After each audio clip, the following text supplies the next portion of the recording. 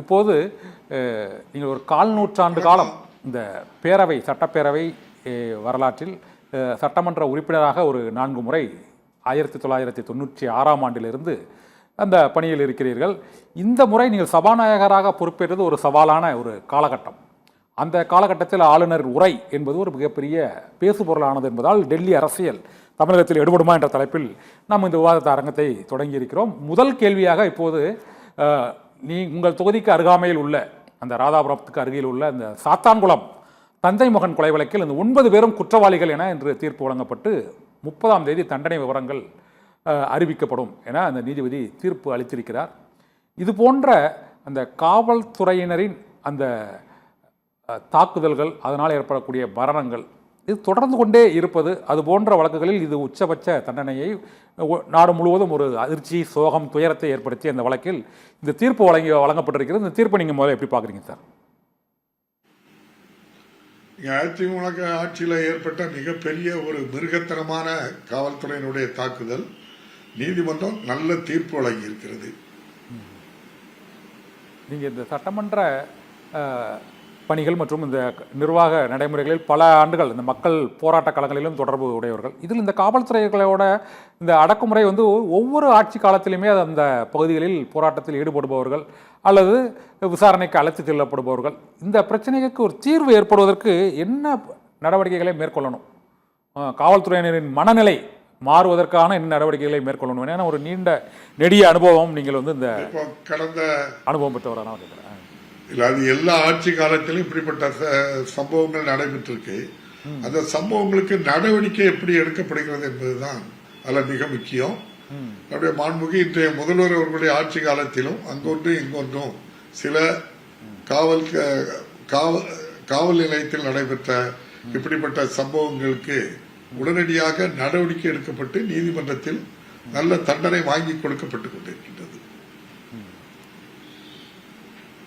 சபாநாயகராக நீங்கள் பணிபுரிந்த அந்த காலகட்டத்தில் இந்த ஆளுநர் உரையை புறக்கணிப்பு என்பது தொடர்ந்து ஒரு 2-3 ஆண்டுகளாகவே அது அந்த தேசிய கீதம் முதலில் இசைக்கப்பட வேண்டும், தமிழ்தாய் வாழ்த்து முதலில் இசைக்கப்பட வேண்டுமா என்ற பிரச்சனையை முன்னிறுத்திய இந்த ஆளுநர் ஆர்.என். ரவி அந்த பிரச்சனையில் தொடர்ந்து இந்த ஆளுநர் உரையை வாசிக்காமல் சென்று விடுகிறார். நீங்கள் இந்த சபாநாயகர் இருக்கும்போது அவர்களிடம் அந்த முதலில் ஆளுநர் உரையை அவரிடம் கொடுத்து அந்த அழைப்புதல் வழங்கும் பொழுது சட்டமன்றத்தில் அவர் உரையாற்ற நீங்கள் அழைக்கும் பொழுது இது போன்று நடைமுறைகள் தமிழகத்தில் இதுதான் நடைமுறை என்பதை அவர்களிடம் விலக்கி இருக்கிறீர்களா? தொடர்ந்து ஏன் அந்த 2-3 ஆண்டுகள் இது போன்ற நிகழ்வுகள் நிகழ்ந்ததற்கு என்ன காரணம் நினைக்கிறீங்க சார்?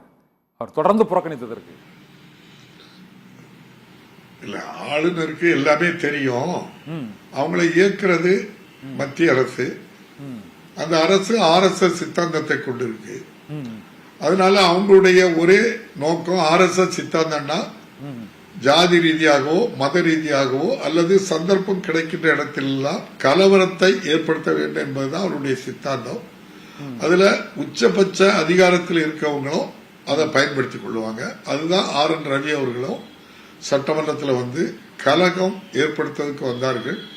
நம்முடைய மாண்புமிகு முதல்வருடைய நல்ல ஆட்சியில் அது நடைபெற முடியாமல் தடுக்கப்பட்டிருக்கின்றது. ஜனநாயகம் வென்றது, அவ்வளவுதான்.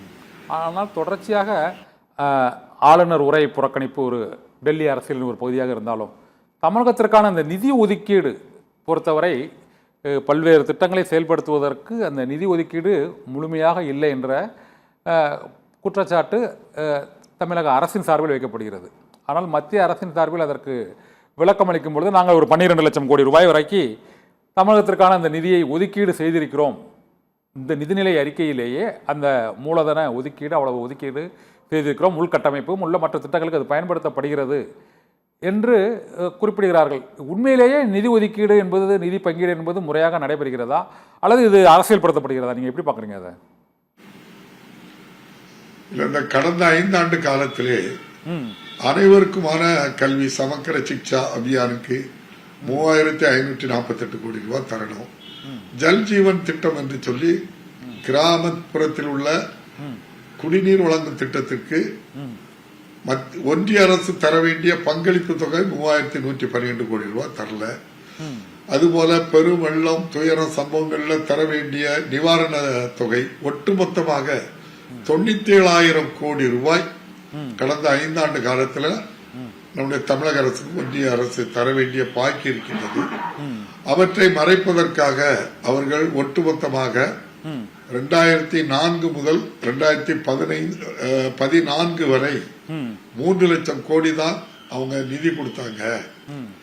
2014 இருந்து 2024 வரை இந்த 10 ஆண்டு காலத்துல நாங்க கொடுத்திருக்கக்கூடிய பணம் தமிழக அரசுக்கு 12 லட்சம் கோடி என்று சொல்லி ஒன்றை அடிக்கடி எல்லோருமே இதை சொல்லுவாங்க, இவ்வளவு ரூபாய் கொடுத்திருக்க அப்படின்ட்டு. நீங்க ஒரு கம்பாரிசன் பார்க்கணும். 2004 இருந்து 14 வரைக்கும் 95 லட்சம், சுமார் 95 லட்சம் கோடி ரூபாய்க்கு தான் ஒன்றிய அரசு பட்ஜெட் போட்டிருக்கு 10 வருஷத்துலயும்.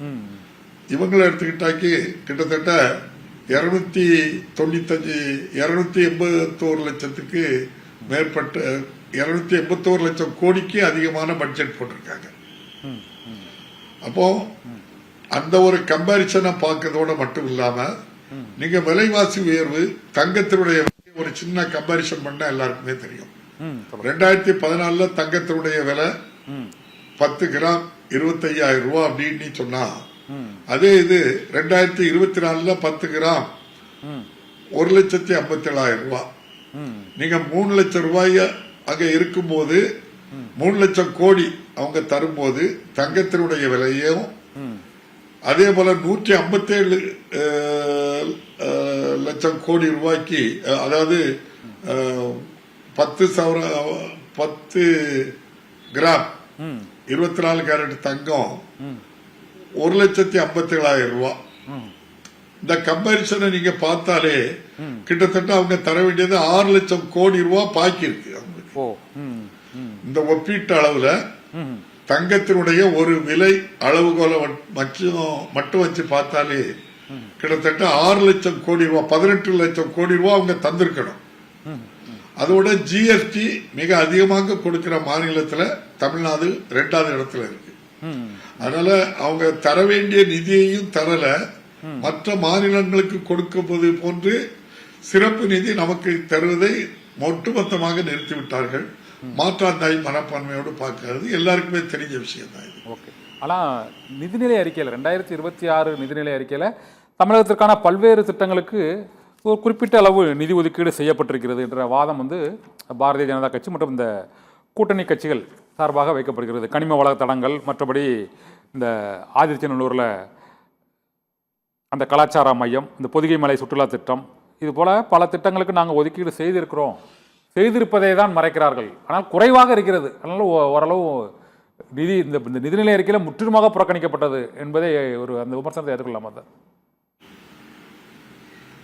அவங்க நிறைய திட்டத்தை அறிவிப்பாங்க, அறிவிச்சிட்டோம்பாங்க. எய்ம்ஸ் மருத்துவமனை 13 வருஷம் ஆச்சு, என்ன நிலையில இருக்கு? இதே தான் எல்லாமே. எந்த திட்டங்களுக்குமே நிதி ஒதுக்கி முறையா அதை செய்து தரட்டாங்க. திட்டங்கள் அறிவிப்பாக தான் இருக்கிறது, ஒன்றும் அது செயல்படுத்தலை அப்படின்னு சொல்றீங்க. இன்னொன்று, இப்போதே இந்த 2026 தேர்தல் காலம், இப்போது தேர்தல் கூட்டணி பேச்சுவார்த்தைகள், நீங்க சொல்லுங்க பாரத பிரதமற்ற எந்த பணியை செய்திருக்கீங்கன்னு காட்ட சொல்ல வேண்டியதானே. ஒரு பாரத பிரதமர் உச்சபட்ச அதிகாரத்துல இருக்கிறவங்க, அவங்க தமிழ்நாட்டில் என்ன செய்யறாங்க பாருங்க. நேர திருப்பரங்குன்றத்துல சாமி கும்பிடுதாங்க. அது ஒரு கலவர பூமியா மாற்றணும், அயோத்தி மாதிரி மாற்றுவோம் அப்படின்ட்டு சொல்லி 2ஆம் கட்ட 3ஆம் கட்ட தலைவர்கள் பேசுவது இல்லை. பாரத பிரதமரே வந்திருக்காங்க அப்படின்னு சொன்னா பல பேர் சொல்றத நான் கேட்டிருக்கேன். நீங்க பட்டிமன்றத்தில் அவரு சுகி சிவம் அப்படிங்கிறவரு சிறப்பா பேசுவாங்க. அவங்க சொல்லும்போது கூட சொல்றாங்க, 4-5 எம்எல்ஏ சீட்டுக்காக ஒரு கலவரத்தை தூண்டி ஒரு பாரத பிரதமரே வருவது எவ்வளவு வேதனைக்குரியன்னு சொல்றாங்க. பாரத பிரதமருக்கு எவ்வளவு வேலை இருக்கு. இந்த அரசு பொறுப்பேற்ற பிறகு பாரத பிரதமருடைய வெளி உறவு கொள்கை எப்படி இருக்குன்னு பாருங்க. நீங்க இன்னைக்கு 2019 வரைக்கும் நம்முடைய இந்திய அரசனுடைய ரூபாயில ஈரான்ல எண்ணெய் வாங்கிட்டு இருந்தோம். இவருடைய உறவு அமெரிக்கா கூட ட்ரம்ப் கூட போய் சேர்ந்தாங்க. அங்க இருந்து வாங்குவதை நிறுத்தினாங்க. படிப்படியா ரஷ்யாவுக்கு போனாங்க. அமெரிக்கா ரஷ்யாவில் வாங்காத நிச்சு அதையும் நிறுத்தினாங்க. இன்னைக்கு பாருங்க, நம்முடைய எண்ணெய், பெட்ரோல், டீசல், கேஸ் எவ்வளவு பெரிய தட்டுப்பாட்டுல இருக்கு. ஒன்றிய அரசு அதை பற்றி சிறிதும் கவலைப்படுதா? எங்கேயாவது பாருங்க.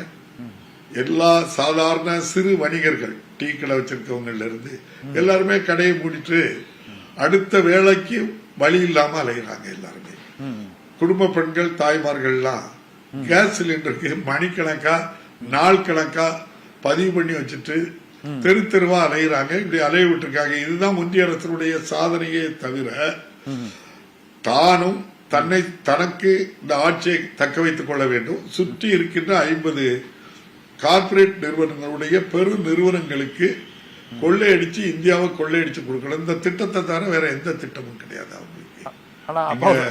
இன்னைக்கு அமெரிக்காவை கண்டு ஏன் இந்த பயம்? 2 பயம்தான். ஒன்னு எப்ஸ்டீன் ஃபைல், இன்னொன்னு எடுத்துக்கிட்டா அதானி மேல அங்க வந்து கிரீன் எனர்ஜி, அந்த சோலார் எனர்ஜி கொண்டு வர்றதுல அந்த நாட்டு மக்கள்கிட்ட ஷேர் வாங்கும் போது ஏமாத்துறது. இந்த 2லயும் மாட்டிக்கிட்டு 2 பேரும் முடிக்காங்க. அவ்வளவுதான். அதனால பாதிக்கப்படுறது இந்தியா. மிகப்பெரிய ஒரு பின்னடைவு, மிகப்பெரிய இந்த உலக அளவுல பெரிய அவமானமா இருக்கு இந்தியாவுக்கு. அப்போ இந்த சிலிண்டர் தட்டுப்பாடு பத்தி சொன்னதுனால இந்த கேள்வியை வைக்கிறேன். அது இந்த சிலிண்டர் தட்டுப்பாடு, மற்றபடி இந்த எரிவாயு பொருள் தட்டுப்பாடு தொடர்பான இந்த குற்றச்சாட்டுகளை இதுக்கு மத்திய அரசு தான் காரணம் என்ற குற்றச்சாட்டுகளை வைக்கும்போது அவங்க பாரதிய ஜனதா கட்சி மற்றும் அதிமுக கூட்டணி கட்சி தலைவர்கள் திமுகவின் தேர்தல் வாக்குறுதியில் இந்த சிலிண்டருக்கு மானியம் கொடுப்பது என்று 2021 அறிவித்தார்கள். அதை இப்போது அறிவிக்கலாம், ஏன் அறிவிக்கவில்லை என்ற கேள்வியை அவர்கள் எழுப்புகிறார்கள். இது பொருத்தமான விமர்சனமா பாக்குறீங்களா? நீங்க இதுக்கு என்ன பதில் சொல்றீங்க? சிலிண்டரே கொடுக்கலையே, அப்புறம் எப்படி மானியம் கொடுக்க? அவங்களுக்கு முதல்ல சிலிண்டரை கொடுக்க சொல்லுங்க. சிலிண்டர் மத்திய அரசு கொடுத்தா மானியம் உண்டு. ஆனா நான் 5 வருஷமா கொடுக்கல, தேர்தல் வாக்குறுதி 503 நிறைவேற்றலன்னு ஒரே இந்த பிரச்சாரத்தில் பேசுறாங்க சார் எதிர்கட்சியினர். இல்ல, அவங்க என்னைக்கு உண்மையான இதை சொல்லுவாங்க? அவங்க மக்களை பற்றி என்னைக்காவது மக்களுடைய திட்டங்கள் எதை சொல்லியிருக்காங்கன்னு எதையாவது சொல்லுங்களா? இவங்க 11 வருஷம் ஆட்சியில அவங்க வந்தா இங்க நம்ம திருப்பரங்குன்றத்துல தீபம் ஏற்றி ஒரு கலவரத்தை உருவாக்குவோம், திருப்பரங்குன்றத்தை அயோத்தியாக மாற்றுவோம், மணிப்பூர்ல அவ்வளவு பெரிய கலவரம் நடக்கு, ஏன்னு கேட்க. நீங்க அவங்களுடைய சித்தாந்தமும் கொள்கையும் எங்காவது கலவரத்தை உருவாக்கி வாக்கு வாங்கி ஆட்சியை அமரணும். அதே போல தேர்தல் மற்ற நேரங்கள் வரும்போது எவற்றையெல்லாம் பயன்படுத்தாங்கன்னா வருமான வரித்துறை, அதே மாதிரி சிபிஐ, இடி, இப்ப காணாத குறைக்கு நம்ம தேர்தல் கமிஷனையும் கூட வச்சுக்கிட்டு பண்றாங்களே தவிர இந்த திட்டம் தமிழ்நாட்டில் எடுக்கூடாது.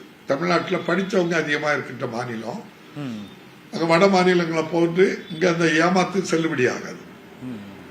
இப்போதைக்கு தமிழ்நாட்டை பொறுத்தவரையில் பிஜேபி இந்த 2024 தேர்தலை பொறுத்தவரை அவர்கள் ஒரு 11% வாக்கு பெற்றிருக்கிறார்கள். இன்றைய இந்த தொகுதி பங்கீடு இன்று காலையில் இந்த சற்று முன்பு அறிவித்திருக்கிறார்கள், ஒரு பிற்பகலில் அறிவித்திருக்கிறார்கள். இதில் இந்த முறை பாரதிய ஜனதா கட்சிக்கு 27 இடங்கள், திமுக கூட்டணியில் காங்கிரஸுக்கு 28 இடங்கள் ஒதுக்கீடு இருப்பது போல பாரதிய ஜனதா கட்சிக்கு 27 இடங்கள் ஒதுக்கீடு செய்யப்பட்டிருக்கிறது. இது போல மற்ற கட்சிகளுக்குமான தொகுதி உடன்பாடு ஏற்பட்டிருக்கிறது. டெல்லி வரை சென்று அந்த தொகுதி உடன்பாடு தொடர்பாக இறுதி செய்திருக்கிறார்கள். நீங்கள் அதை கடுமையாக விமர்சிச்சுங்க, டெல்லியில தான் அந்த கூட்டணி முடிவு பண்ணப்படுதா என்று. ஆனால் இன்று அதிமுக தலைமை அலுவலகமான ராயப்பேட்டையில் அந்த முக்கியமான அந்த கூட்டணியில் உள்ள முக்கியமான 3 கட்சிகளுக்கான முடிவு எட்டப்பட்டிருக்குது. பாரதிய ஜனதா கட்சி தமிழகத்தில் வளர்ந்து இருக்கிறது என்பதை உறுதிப்படுத்தும் வகையில் தான் சார் அந்த அவங்களுக்கு இந்த தடவை 28 தொகுதி கொடுத்துருக்காங்க சார், 27 தொகுதி கொடுத்துருக்காங்க. பாரதிய ஜனதா கட்சியை கண்டு பாரதிய ஜனதா கட்சியை கண்டு நம்முடைய அதிமுக கழகம் அச்சம் கொள்வது வளர்ந்திருக்கு. எல்லாருமே அச்சப்படுத்தாங்க, வளரல. ஒரு ஒட்டுமொத்தமாக அச்சம் வளர்ந்திருக்கு ஏடிஎம்கேல. இல்ல, ஆமா, 2 முறை பாண்டிச்சேரியில ஆட்சி நடத்தின அதிமுகவுக்கு 2 சீட்டு கொடுத்திருக்கு. நீங்க எப்படி அத அந்த தொண்டர்கள் ஏத்துக்கிடுவாங்க சொல்லுங்க? அவங்களுக்கு எல்லாத்துக்குமே தெரியுது, இதுல முன்னணி தலைவர்களுக்கு இருக்கின்ற வழக்குகளை காட்டி அவங்கள அச்சப்படுத்துறாங்க. இப்ப டெல்லிக்கு போறாங்க, நம்முடைய எதிர்கட்சி தலைவர் அவர்கள் போயிட்டு அமித்ஷாவை சந்திச்சுட்டு வந்தாங்க. என்ன பேசுறாங்கிறத சொல்ல முடியாங்க.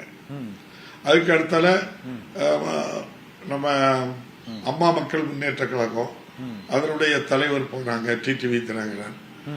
போய் என்ன பேசுறாங்கிறத சொல்ல முடியாங்க. அதுக்கு அடுத்தால நம்முடைய பாட்டாளி மக்கள் கட்சி நம்ம ராமதாஸ் ஐயா ஆரம்பிச்சாங்க. இது என் கட்சி தாண்டி சொல்லி எடுத்துட்டு அவங்க போனாங்க. என்ன நடந்துன்னு தெரியல. போயிட்டு வந்தவங்க எந்த வார்த்தையாவது பத்திரிகையாளர் கிட்ட சொன்னாங்களா? அவங்க பாட்டுக்கு வாயில கை வச்சுக்கிட்டு அவங்க பாட்டுக்கு இருக்கிறாங்க. அவ்வளவுதான். பாவம். இன்னைக்கு அந்த உடன்பாடு எட்டப்படுது சார். 27, 18, 11 ஒரு 3 உடன்பாடு இன்று இரவுக்குள்ள எல்லா கட்சிகளுக்குமான தொகுதிகள்லாம் அறிவிக்கப்படும். நாங்கள் சுமூகமான உடன்பாடு தான் எட்டப்பட்டிருக்கு. டெல்லிக்கு சென்றது வந்து சுமூக உடன்பாடு ஏற்பட்டிருக்குன்னு அவங்க இன்னைக்கு அந்த பேட்டியில் பியூஷ் கோயல், எடப்பாடி பழனிசாமி உள்ளிட்டோர் சொல்லியிருக்கிறாங்க. ஒன்று. இன்னொரு மிக முக்கியமான விஷயம், அந்த கூட்டணி கட்சியில இருந்து சமத்துவ மக்கள் கட்சி வந்து எங்களுக்கு வந்து உரிய பொறுப்பு கொடுக்கவில்லை என்று விலகுகிறது. நாங்கள் வந்து உரிய பொறுப்பு கொடுத்தால்தான் செயல்படுவோம் என்று கூறியிருக்கிறார்கள் சரத்குமார். இந்த சரத்குமார் தென் மாவட்டங்களில் பல முறை தேர்தலில் போட்டியிருக்கிறார். இந்த முறை அவருடைய தேர்தல் பணி என்னவா இருக்கும்? ஏன் அவர் பாஜகவில் புறக்கணிக்கப்பட்டதா நினைக்கிறீங்க சார்? நீங்க 2 கேள்வி கேட்டிருக்கீங்க. முதல் கேள்விக்கு நான் முதல்ல பதில் சொல்றேன். அவங்க வந்து கூட்டணிகள் எல்லாம் எல்லா கட்சிகளுக்கும் இடம் ஒதுக்கீடு செய்யப்பட்டு இன்றைக்கு இரவுக்குள்ள முடிச்சிடுவோம் அப்படின்னு சொன்னாங்க. அது முடிச்சுதானே ஆகணும். ஒரு புள்ளியில அவங்க எல்லாருமே ஒரு முடிவு வந்தாதான் என்னமா தேர்தலில் அத போட்டியிட்டு தேர்தலை சந்திக்க வேண்டிய கட்டாயம் இருக்கிறனால அது முடிவு வரட்டு. என்னொன்னு சொன்னீங்க, நம்முடைய சரத்குமார் அவர்கள் சமத்துவ மக்கள் கட்சி தென் மாவட்டங்களில் பிரபலமா இருந்த ஒரு இயக்கம். அவரும் சரத்குமார் அவர்களும் தென் மாவட்டத்தை சேர்ந்தவர் தான். அந்த இயக்கத்தை இந்த கட்சியோடு இணைத்த பின்பு என்னை ரொம்ப அவமரியாதை பண்றாங்க, என் படத்தை கூட போடுறது இல்லைன்னு சொல்லி அந்த கட்சி தலைவர் அவங்களுடைய தொண்டர்களை அழைச்சி வச்சு மிகப்பெரிய அளவுல வருத்தத்தை நேற்று ஆதங்கங்களை தெரிவிச்சிருக்காங்க. அவங்களுக்கு மட்டும் இல்ல, இந்த பாரதிய ஜனதா கட்சியை வளர்த்ததுல தென் மாவட்டத்தில் உள்ள காமராஜரை உள்ளத்துல தலைவராக ஏற்றுக்கொண்ட தலைவர்கள் தொண்டர்களுக்கு மிக முக்கிய பங்கு உண்டு. குறிப்பா காமராஜர் மேல பற்றுள்ளவர்களை திட்டமிட்டே பாரதிய ஜனதா கட்சி தொடர்ந்து புறக்கணிக்கிறது, அவமானப்படுத்துகிறது. அதற்கு சரத்குமார் மட்டும் இல்ல, நம்முடைய ஆளுநராக இருந்த நம்முடைய அண்ணன் மகள் தமிழிசை, அந்த அம்மாவை நட்சத்திர பேச்சாளர் லிஸ்ட்ல இருந்தே நீக்கிட்டாங்க. அந்த அம்மாவை அந்த முக்கியத்துவமும் இல்லாம ஆக்கிட்டாங்க. அதே போல பொன்னார், நம்முடைய பாரத பிரதமராக இருந்த வாஜ்பாய் அவர்களுடைய ஆட்சி காலத்திலும் இப்போது இருக்கின்ற மோடி அவர்களுடைய ஆட்சி காலத்தில் ஒன்றியத்தில் ஆட்சியில் நம் ஒரு மந்திரியாக இருந்தவர்கள், அவர்களுக்கும் எந்த பொறுப்பும் கொடுக்காம இவங்க 3 பேரையும் பாருங்க எவ்வளவு அவமானப்படுத்துறாங்க. அந்த சமூகத்தை பிறந்த காரணத்தினாலையும் காமராஜரை தலைவராக ஏற்றுக்கொண்ட காரணத்தினாலையும் அவருடைய உள்ளத்துல காமராஜரை ஏற்றுக்கொள்வாங்க. அப்போ அவங்கள ஒருபோதும் ஏற்றுக்கொள்ள மாட்டார்கள். RSS சித்தாந்தம். RSS உயிரோட டெல்லியில இருக்கும் போது அகில இந்திய காங்கிரஸ் கட்சி தலைவராக இருந்த காமராஜரை உயிரோடு தீயப்படுத்துறவங்க, மகாத்மா காந்திய கோட்சை RSS சுட்டு கொன்னவங்க. என்ன அந்த ரத்த வெறி தீராம அவர் பேர்ல இருந்த நம்முடைய மகாத்மா காந்தி ஊரக வேலை உறுதி திட்டத்திலே அவர் பேரே நீக்கிட்டாங்க. அவங்களுக்கு பிடிக்காத பெயர் காமராஜர் காந்தி. அதனால ஒருபோதும் காமராஜரை ஏற்றுக்கொண்டவர்களை அவங்க என்ன செய்ய மாட்டாங்க, முக்கியத்துவம் கொடுக்க மாட்டாங்க. அதனால்தான் அவங்க தொடர்ந்து புறக்கணிக்கப்படுறாங்க. ஆனால் சரத்குமார் இன்னும் அந்த கூட்டணியில் நாங்கள் இறுதி முடிவுகளுக்கு ஒரு பொறுப்பு கொடுத்தா செயல்படுவோம் அப்படின்னு தான் சொல்லியிருக்காரு. இன்னும் வெளியில வரல. தமிழிசை சவுந்தரராஜனுக்கு இன்னைக்கு வந்து அந்த கூட்டணி பேச்சுவார்த்தையில் அவருக்கு உரிய மரியாதையும் வழங்கியிருக்கிறாங்க. நீங்கள் அவங்களுக்கு பொறுப்பு, அவங்களுக்கு ஆளுநர், தமிழிசை சவுந்தரராஜனுக்கு ஒரு ஆளுநர் பொறுப்பு வர அவங்களுக்கு கொடுத்துருக்காங்க சார். அதில் ஒன்றும் நம்ம ஒன்றும் ரொம்ப புறக்கணிச்சு ஒரே ஐடியா புறக்கணிச்சாங்கன்னு சொல்ல முடியாது. இருந்தாலும் இப்போதைக்கு சார் மற்றொன்று இந்த ராதாபுரம் தொகுதியை பற்றி ஒரு கேள்வி சார். நீங்கள் அந்த தொகுதியில் கிட்டத்தட்ட ஒரு 25 ஆண்டுகள் சுயேட்சையாகவும் நின்று அதில் 2001 வெற்றி பெற்றிருக்கீங்க. உங்களோட அந்த 4 முறை சட்டமன்ற உறுப்பினராக அதே தொகுதியில் இருந்திருக்கீங்க. ராதாபுரம் தொகுதியை பொறுத்தவரை பொதுவாக அதிகமான இந்த பனை தொழில், காற்றாலை தொழில், காவல் கிணறு பகுதியில், இது தவிர இந்த கல்குவாரிகள் அதிகமாக இருக்குது, அனுமதி பெறாமல் இயங்குது, கனிம வளங்கள் அதிகமாக வெளி மாநிலங்களுக்கு கடத்தப்படுகிறது என்ற ஒரு புகார் தொடர்ந்து கூறப்படுகிறது.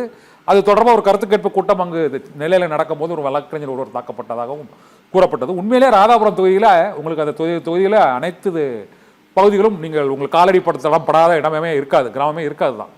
உண்மையிலே கனிம வளங்கள் ராதாபுரம் தொகுதியில் கொள்ளையடிக்கப்படுகிறதா, அது தடுக்கப்படுகிறதா, நடவடிக்கை எடுக்கப்பட்டிருக்கிறதா? அங்கு அந்த இருக்கன்துறை என்ற கிராமத்தில் மட்டுமே ஒரு 20 கல்குவாரிகள் அங்கு சட்ட விதிகளை மீறி நடைபெறுவதாக ஒரு குற்றச்சாட்டு தொடர்ந்து கூறப்படுது. இது என்ன சார் பதில் சொல்றீங்க? அது இன்னைக்கு இந்த ஆட்சி வந்ததுக்கு அப்புறம் ஆரம்பிக்கப்பட்ட கல்குவாரி இல்லை. தொடர்ந்து அங்க கல் கோரிகள் நிறைய ஆரம்பிச்சு கிட்டத்தட்ட 25க்கு மேற்பட்ட முதலாளிகள் ஓனர்கள் நடத்துறாங்க. அவங்க நம்முடைய பகுதியை சேர்ந்தவர்களாட்டும் இருக்காங்க, கன்னியாகுமரி மாவட்டத்தை சேர்ந்தவங்களும் இருக்காங்க, கேரளா வரை தொடர்புடையவர்கள் எல்லாருமே அதுல அந்த தொழில இருக்காங்க. அதிமுக கழகத்தில் உள்ளவங்க முக்கியமா இருக்காங்க, அதிகமா பிஜேபியை சேர்ந்தவங்க நிறைய இருக்காங்க. அந்த முதலாளி லிஸ்ட் அவ்வளவு நான் தாரேன். ஆனால் அதுல தொடர்ந்து அவங்க வைக்கக்கூடிய முன்னெடுப்புகள் என்ன அப்படின்னா கேரளாவுக்கு கடத்துறதாட்டு சொல்றாங்க. சட்டமன்றத்திலே மிகப்பெரிய அளவுல கேள்வி கேட்டு மாண்புமிகு அமைச்சர் எவ்வளவு கல்லு ஒவ்வொரு லாரியில போனோம் அப்படின்ட்டு சொல்லி எத்தனை டயர் வண்டி எல்லாம் போகணும்னு சொல்லி இந்த அரசு வந்த பிறகு நடவடிக்கை எடுத்திருக்கு. அதே போல இரவு நேரங்கள்ல போகக்கூடாதுன்னு சொல்லியிருக்கு. இதுல இன்னொரு குற்றச்சாட்டையும் நம்முடைய சட்டமன்ற உறுப்பினர் என்ற முறையில நீங்க அதை ஏன் தடுக்கல அப்படின்ட்டு சொல்லுவீங்க. அப்படி ஒரு கேள்விய வேணும்னே ஒரு பொய் பிரச்சாரத்தையும் அப்படி பண்ணுவாங்க. அரசு என்னென்ன நடவடிக்கை எடுத்து அப்படின்ட்டு சொல்லி நீங்க முழுமையா பாத்தீங்கன்னா இந்த அரசு வந்ததுக்கு அப்புறம் 6-7 மாசம் எல்லா கோரிகளையும் அளவெடுத்து எல்லாருக்கும் அவதாரம் போட்டிருக்கு. நீதிமன்றம் வர சென்றிருக்காங்க. அதுல ரொம்ப அதிகமாட்டாங்க கல்கோரி வந்து எல்லாருடைய கண்ணாங்க படகு காரணம் பக்கத்துல கூடங்குளம் அணுவல இருக்கு. பல 1000 கோடி ரூபாய்க்கு தொழில் பண்றாங்க. அவங்களுக்கு தேவைப்படுது கல்லு. அதனால அது ஒன்றிய அரசுக்கு அப்படின்ட்டு சொல்லி அவங்க கேட்கிற இடத்தெல்லாம் கல்கோரி அனுமதி கொடுத்திருக்காங்க. இன்னும் சில பேரு ஸ்பீக்கருக்கும் கல்கோரி இருக்கு அப்படின்னாங்க. 96ல இருந்து நான் சட்டமன்ற உறுப்பினராக இருக்கிறேன். நான் கல்கோரி ஆரம்பிக்கணும்னு நினைச்சிருந்தா நான் ஒரு 100 கோரி ஆரம்பிச்சிருக்கலாம். கல்லு மணலுக்கு இந்த அப்பாவை எதிரான ஆளு. தொடர்ந்து நான் அதை ஒருபோதும் அப்படிப்பட்ட தொழிலுக்கு நானும் என்னுடைய குடும்பமும் அந்த பகுதியில் இதுவரை செய்தது கிடையாது. வேண்டுமென்றே பல பேர் பொய் பிரச்சாரம் பண்ணாங்க. எங்காவது ஒரு கோரியோ அந்த கோரி நிலமோ என் பெயருக்கோ என் குடும்ப பெயருக்கோ நீங்க ராதாபுரத்திலே திருநெல்வேலி மாவட்டத்திலே சொன்னா எழுதியே உங்களுக்கு தந்திருந்தேன். அதிகமான அளவு கேரளாவுக்கு போறது உண்மை. ஆனா நீங்களே போகும்போதே உங்களுக்கு தெரியும், நூற்றுக்கணக்கான லாரியை நிறுத்தி வச்சிருப்பாங்க. பகல் நேரங்களில் போடாங்க, நைட்டு தான் போக சொல்லுவாங்க. கன்னியாகுமரி மாவட்டத்தில் அவ்வளவு போக்குவரத்து நெரிசல் இருக்கு. இதுல ஜிஎஸ்டி கட்டாதவங்க நிறைய பேர் இருக்காங்க. அதே போல நம்ம இது பாஸ் வாங்குறதுல போலி பாஸ் உள்ளவங்க இருக்காங்க, கள்ள பாஸ் போடுறவங்க இருக்காங்க. இதெல்லாம் தொடர்ந்து அந்த நீங்க சொல்ற அந்த குற்றமும் நடக்கு. தொடர்ந்து அரசு அவங்க மேல் நடவடிக்கை எடுத்துக்கொண்டுதான் இருக்காங்க.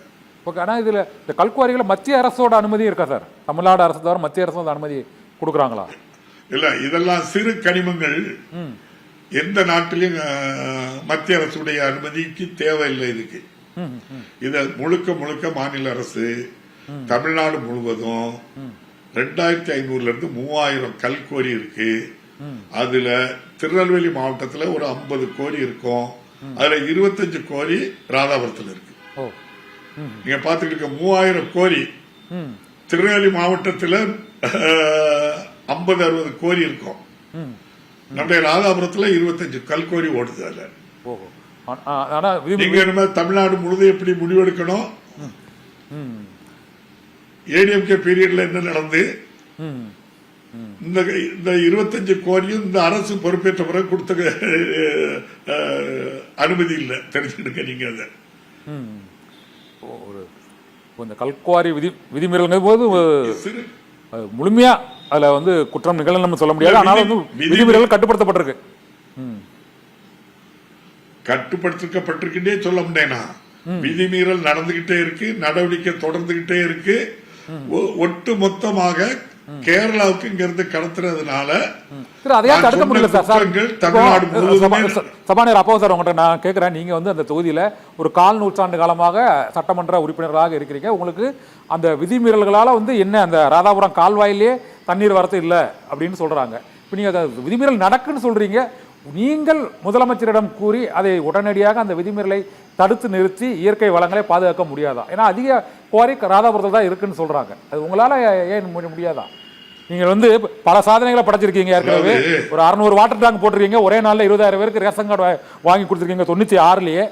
இந்த தாமிரபரணி கருமேனியார் நம்பியார் திட்டத்தில் அதை நீங்கள் தொடங்கி வைத்து பல்வேறு பணிகளை செஞ்சுருக்கீங்க.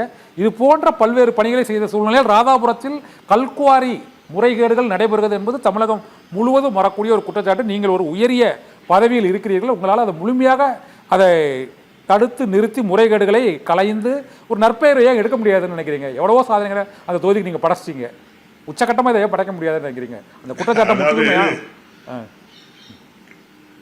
அதாவது கல்குவாரி அனுமதி கொடுக்குது அரசு கொடுக்க தவறுனா கோர்ட்ல போய் வாங்கிட்டு வராங்க.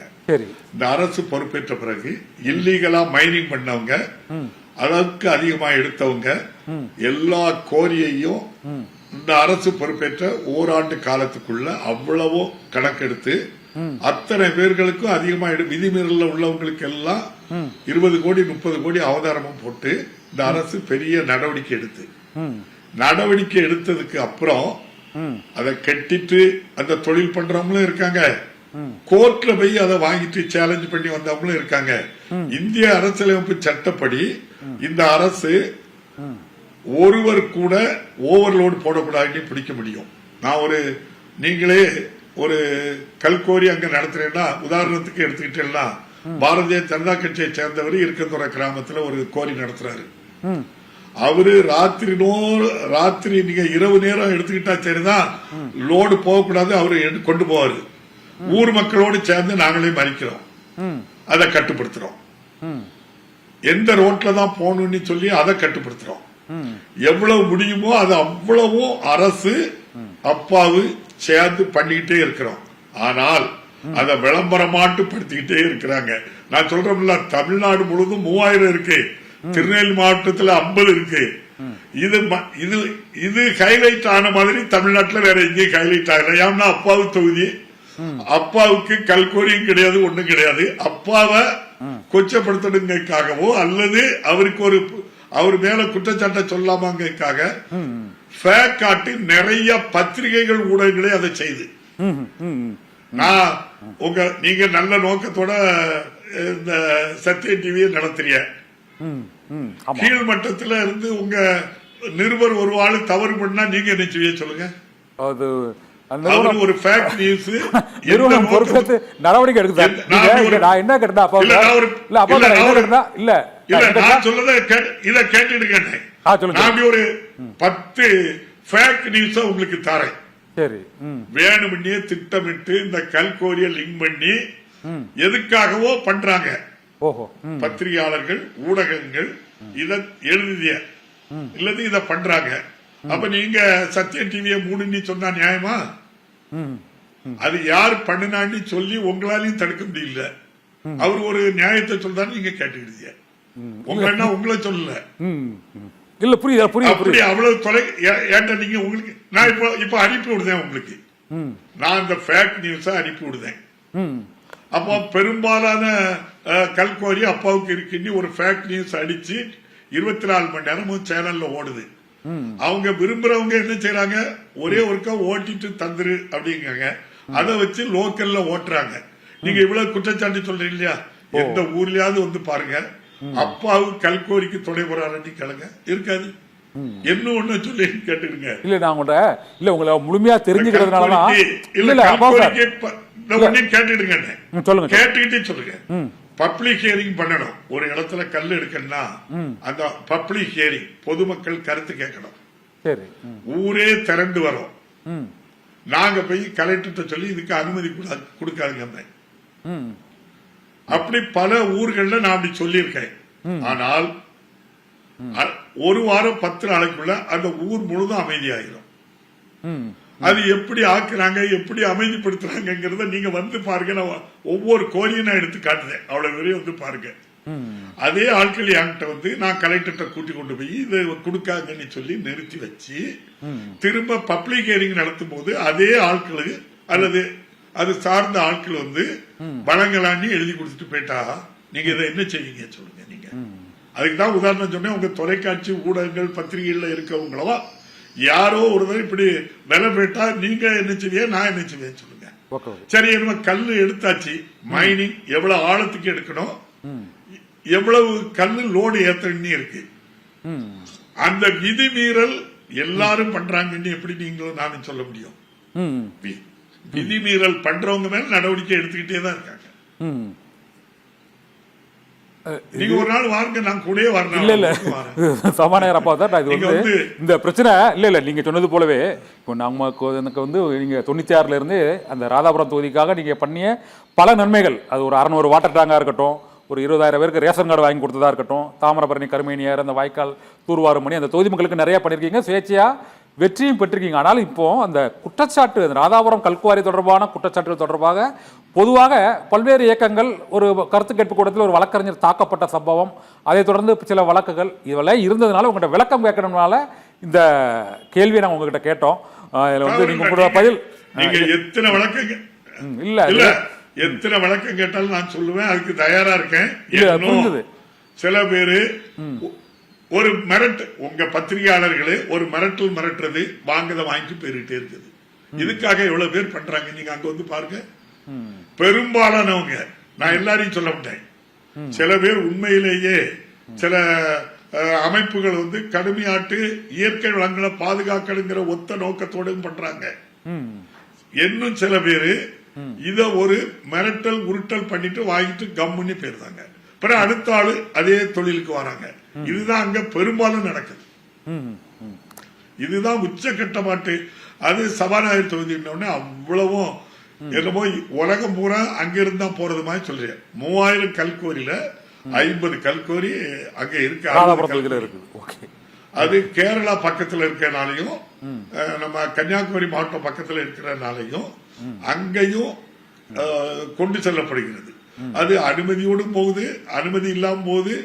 எல்லா சந்தர்ப்பங்களிலும் அரசு தக்க நடவடிக்கை எடுக்க. அவ்வளவுதான். ஓகே, நன்றி சார். இந்த கல்குவாரி தொடர்பான உங்களோட விளக்கத்துக்கு நன்றி. நிறைவாக இந்த தேர்தல் சதனத்தில் நிறைவாக ஒரு கேள்வி.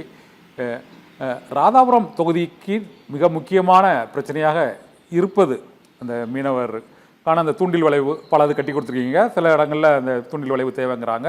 இது தவிர குடிநீர் பிரச்சனை இருக்குது. வேற நீங்கள் பார்த்த அளவில் இந்த 2026 தேர்தலிலும் அங்கு திமுக சார்பில் தாங்கள் போட்டியிடுகிறீர்களா அல்லது யாரும் போட்டியிடுகிறா என்று தெரியவில்லை. இருந்த போதிலும் அந்த தொகுதியில் இன்னும் நிறைவேறாத திட்டங்கள், கோரிக்கைகள், அந்த மக்களுக்கான திட்டங்கள் என்ன, அதை நிறைவேற்றுவதற்கு என்ன செய்யணும், அதை நிறைவாக சொல்லிக்கோங்க தான் முடிச்சுக்கலாம் சார்.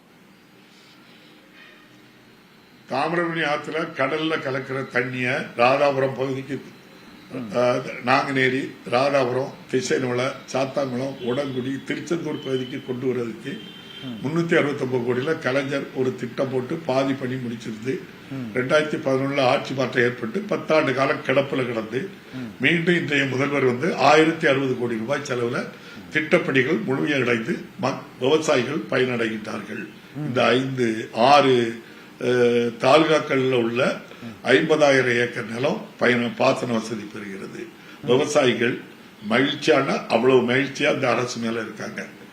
அதே போல அனைத்து கிராமங்களுக்கும், நாங்குநேரி, ராதாபுரம் சட்டமன்ற தொகுதியில் உள்ள அனைத்து கிராமங்களுக்கும் தாமிரபரணி ஆற்றில இருந்து எல்லா வீட்டுக்கும் குடிநீர் இணைப்பு கொடுப்பதற்கு கிராம பகுதிக்கு கொடுக்கிறதுக்கு 605 கோடி ரூபாய், நகராட்சி பேரூராட்சி பகுதிக்கு கொடுக்கிறதுக்கு 425 கோடி, 23 கோடி ரூபாய், மொத்தம் 1028 கோடி ரூபாய் குடிநீருக்கு தந்திருக்காங்க. ராதாபுரம் நாங்குநேரி தொகுதியில விவசாயிகளும் மகிழ்ச்சியா இருக்காங்க. எல்லா தாய்மார்களுக்கும் வீட்டிலே கொண்டு குடிநீர் திட்டம் கிராம பகுதிக்கு கொண்டு சேர்த்தாச்சு. என்ன 60 நாள்ல அந்த பேரூராட்சி நகராட்சி பகுதிகளுக்கு போகும். மக்கள் மகிழ்ச்சியா இருக்காங்க. வள்ளியூர்ல ராதாபுரத்துக்கும் நாங்குநேரிக்கும் மத்தியில் இருக்கு வள்ளியூர், என் தொகுதியில் இருக்கு. மாவட்ட தலைமை நீதிமன்றத்தை முதல்வர் தந்திருக்காங்க. பணகுடி, வள்ளியூர் பேரூராட்சிகள்ல ஏழை எளிய மக்களுக்கு அடுக்குமாடி குடியிருப்பு 20 லட்சம் ரூபாய் மதிப்பீட்டில் 1000 வீடு கட்டி கொடுக்கின்ற பணி முடிவடைஞ்சு அவங்களுக்கு தற்காலிக ஆணை வழங்கப்பட்டிருக்கின்றது. அவங்க கட்ட வேண்டிய பணம் கொடுத்த உடனே முழுமையாட்டு அது வழங்கப்படும். இப்படி திருநெல்வேலியில இயங்கி வந்த கூடுதல் மாவட்ட நீதிமன்றம் வள்ளியூர்ல நம்முடைய மாண்புக்கு முதல்வர் ஆரம்பிச்சு வச்சிருக்காங்க. என்ன தேவையோ அனைத்தும். அதுபோல கம்கோர்ட்டு தேச வேலையில பண்ணி கொடுத்திருக்கு. கடற்கரை மீனவ கிராமங்களுக்கு கூட்டப்புள்ளியில 43 கோடி ரூபாய்க்கு தூண்டில் வளைய வேலை முடிய போகுது. அதே ஊர் மக்களுக்கு மீனை பிடிச்சி மதிப்பு கூட்டு பண்ணி விற்கிறதுக்கு அவங்களுக்கு கிட்டத்தட்ட 3 கோடி ரூபாயில ஒரு கட்டடம் கட்டி தேவையான உபகரணங்கள் எல்லாம் பண்ணி கொடுக்கிறோம். எல்லா கடற்கரைக்கும் அவங்க ஃபிஷ் லேண்டிங் இது பண்றதுக்கு 1 கோடி வரை எல்லா மீனவ கிராமங்களுக்கும் பண்ணியிருக்கு. தோமையார்புரம்ங்கிற கிராமத்துல தூண்டில் வளைவுக்காக போராட்டங்கள் பண்ணாங்க. நீங்க எல்லாம் உங்க ஊடகங்கள் எல்லாம் அதை காட்டினீங்க. அவங்களுக்கும் நிதி ஒதுக்கப்பட்டு அரசாணை வெளியிடப்பட்டு வர்ற 27ஆம் தேதி டெண்டர் வச்சிருக்கு. கூடுதல் அலைக்கு அதே மாதிரி வச்சிருக்கு. பெருமணல் அதே மாதிரி வேலை ஆரம்பிச்சிருக்கு. கடற்கரை கிராமங்களுக்கு பட்டா இல்லாதவங்க அவ்வளவு பேருக்கும் பட்டா கொடுத்திருக்கு. அந்த கடற்கரை மீனவ மக்கள் முழுமையா மகிழ்ச்சியா இருக்கிறாங்க. போலி ஆட்டு அங்க அது இல்ல இது இல்லைன்னு சொல்லி சுத்தி சுத்தி ராதாபுரத்தை மட்டும் வந்து எல்லா அரசியல் கட்சிகளும் சொல்றதுக்கு ஒரு காரணம், அப்பாவு ஒன்றிய அரசு செய்த தவறையும் சுட்டி காட்டுவேன், என்ன செய்யலங்கிறதையும் சொல்லுவேன். அதனால திட்டமிட்டு சில இதுகளை போக்கஸ் பண்ணுவாங்க. ஓகே, இந்த பொய் பிரச்சாரங்களை முறியடித்து மக்கள் மகிழ்ச்சியா இருக்காங்க. ஓகே ஓகே, நன்றி சார். இந்த பொய் பிரச்சாரங்கள் எல்லாம் மகிழ்ச்சியா இருக்காங்க. இந்த அரசு என்ன செய்யணுமோ கிட்டத்தட்ட 5000 முதல் 6000 கோடி ரூபாய்க்கு பணி நடந்திருக்கு. Okay sir. இந்த ராதாபுரம் தொகுதியில் வந்து ஒரு முன்னுதாரணமான தொகுதியாக அங்கே உள்ள பிரச்சனைகளுக்கெல்லாம் தீர்வு காணும் ஒரு மக்கள் தலைவராகவும் அப்பாவும் இருப்பதற்கு நாங்களும் தொடர்ந்து வாழ்த்துகிறோம். தேர்தல் சதுரங்கம் நிகழ்ச்சியில் மற்றொரு ஆளுமையோடு சந்திக்கலாம். நன்றி.